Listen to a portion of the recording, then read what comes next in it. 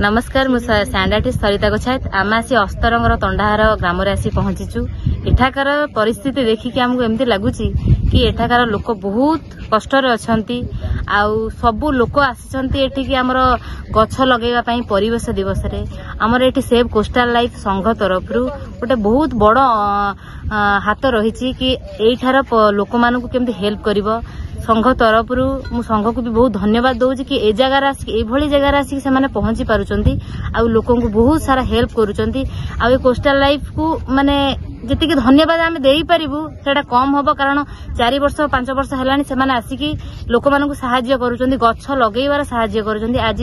विश्व परिवेश दिवस रे तांकर भी गोटे बहुत बड़ अनुदान रही आमर गछ परिवेश को सुरक्षित दवापाई से भी आज बहुत परिश्रम करिसंती। लोक माने भी निज स्व इच्छा आसिक गछ लगे बहुत खुशी अच्छी किंतु टिके प्रशासन यदि एते ध्यान देवे बहुत खुशी लगे आठार लोकों भी सुविधा हो पार। आज आम शपथ पाठ कर शपथ पाठ केमी सबुदिन पालन कर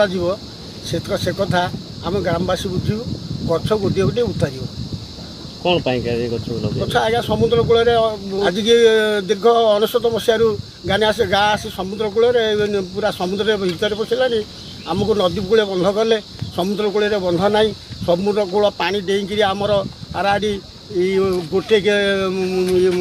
बाटी सत्व आमर नष्ट आउ धान फान किसी होनी रेडक्रस भी समुद्र कूल दाड़े से भी पानी पशि जाऊँगी लुणु पानी से नहीं आम गछ गोटे गोटे लगे शपथ पाठ करूँ केमी गाँ को रक्षा करूँ से आम तो धनु धरुचु। संकल्प करी कहूची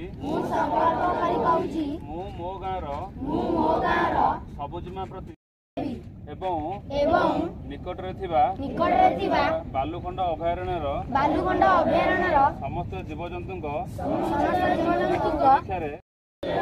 आजिर दिन में गोटे दिन नुहे वर्षर प्रत्येक दिन परिवेश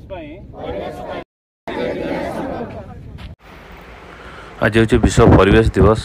ये परिवेश दिवस रे आमर 2023 जो थीम रही इकोसिस्टम रिस्टोरेशन और बीट प्लास्टिक पॉल्यूशन आपन देखिए आमर जो जलवायुटा केमिति भाव में नियंत्रण हो पार पुनः फेरी आसो आम समाज बचापी जो जलवायुर मुख्य भूमिका अच्छी आम ताको निजे ध्वंस करदे।